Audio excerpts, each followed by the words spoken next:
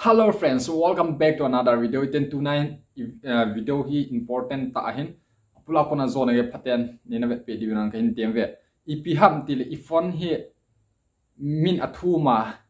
iga api a hi lo wale. Apps khat ka vet the tia lung tim nei ta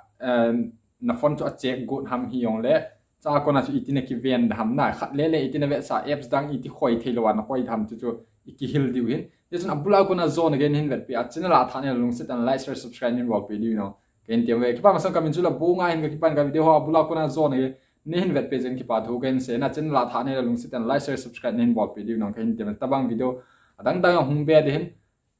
je na chu ni subscribe pe di no ken tiam we direct pan din cha hi chi bola le ip la mam ti le screen a joting a ball ding dan ho ken vet sa hin ten i ti la do tham tion chu ken vet sa tha le na masa ahi head deu chu chi bola ip pha chomam tila mi tam ta hen ek guli me do sikar a bol ji na example mi khat kom bro na phone ham kha ve ni hin man sa te mo chi ka avet the tila chi pace le chu ka vet the ti wa chu ama gel dan thil dang yo a bol the na adis na fraud ho hi yong la scammer ho na phone aman kha hi yong la bro na phone kaman the ti naga api a GPS le kaman the te la Google le kaman the la Google le po aman ding thil dang man aman go no la naman sa lo de na chu iti bol tham chu kil di hen chu aphat na chu min na phone chu mo khoi thelo thing bong cho ya choi yeng di hana apps khat le bo chu hon din adang I ma cha apps chu open lo de na chu dinga chu ip bol di ham ti le cha screen na ka hin pi hin masa pena hoya che du ham ti le setting a che du na iphone setting a cha he ga se nom chu only for android phone ading bo hin iphone ho ading hi poina ios ho ading hi poin only for android ne cha hoya che du ham ti le setting a che du cha hi ga se nom be chu setting a lu na phone jo si android hi wanga chu android jo si a hi amin ki bang poina example a khat hi apps pinning kiti in ten khat hi screen pinning kiti na chu koi phone a chu ip dam ke pon example a chai search na bol he pin hol ham tele pin le na sut na pin na sut teng le cha he ke a hi screen pinning kiti in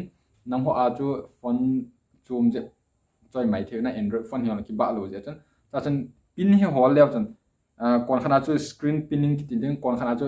apps pinning kiti ve ta chu nami adiu na dang se ki banga han cha he ke a he screen pinning ki ti kami cha den cha he screen pinning always you to lock the screen to a single apps le adinga about ki lock na hana che apps thina lock na le apps dang ho na hoi thei lo di ti na a hin tela to use a screen pinning perform two following step iti bol dam na number 1 turn on the screen pinning. Second, open the apps you want to use and then tap the recent button at the bottom of the screen to enter the recent screen.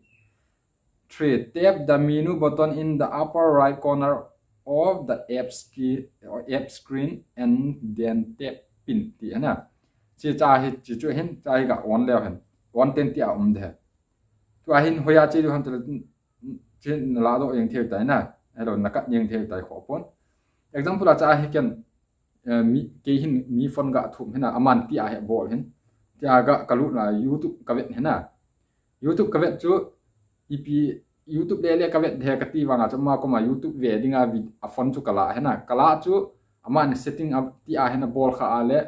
ke hin ip ka bol ham ta chi le ka vet de hena youtube bo ka vet de apps dang kalu thelo de example a che iti bol ham ti le cha hi minimize ki bol na pa hi lu di hena ta screen su ne du minimize di ten cha example hoi app se whatsapp hin na lock nom ha alo le ip na lock nom ham khat le avet thein dinga chana example ama chun youtube ka vet ti a youtube le chu a hon avet theiding adang avet theilo dinga chu itin koi dham ti le tia hi te minimize an sa ding ta chunglanga dot ni a alo kon khana ho line ki na hena line thum min ke a hi dot ni min cha hi people di ham ti le pin hi me di hena pin me te hiti ice cream man app is pinned the current screen is now pinned. Touch and hold the back and resend button at the same time to unpin the screen. Chi athana hikin na chi ti ai me dena la ki that den chai okay ga me le ha to a chu ai tan chi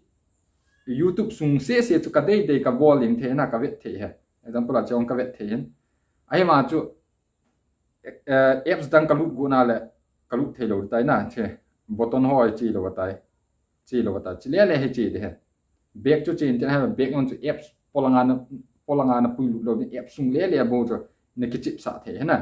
adang lo minimize song lo im cham lo ti chu hitan apps dang chu ve ko yong avet thei lo na cha ai na ki vian na he scammer ki tiang la fraud ball ho na phone thu ma le ai lo na bank account ho check nom mai the he ma cha ma ho ki le ma kha ve google ima ham kha whatsapp ham kha command the ta na pi yong le whatsapp le chu na pina la whatsapp le bo khoi thei na thil dang ki ti him cha khoi thei lo de chu ki vian na dia phana phana chu tia chana bol de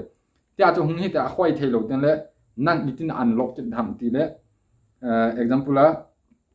la ya video khat na play tan cha he chi lo wa la cha anoi lang na phone screen chu tia ma le light ni he light ni tia na mi edeng chong pha se na mi edeng alok changa hung kilok dhana ten tia he changa hung na ta na mi edena le screen chu na phone screen noi lang chu na mi edena tia hung din te le alok chu na hona le tia hung din te le chun cha ho bo na cho he chi ki tai na ti cho he ki ven na dinga phata ya mi phone I ha pi ya le ki ven na dinga phata he chu ten adi sina chapang ho phone na ga pi adang khoi da he na ti ale chi na ki bola la adang khoi thei lo du he na ti cho he ki pa na bula ko na zone ge nin vet pe jeng ki pa thu kan se he channel la thane lo se ta like share subscribe ni mo pe du no in tiam ve ki pa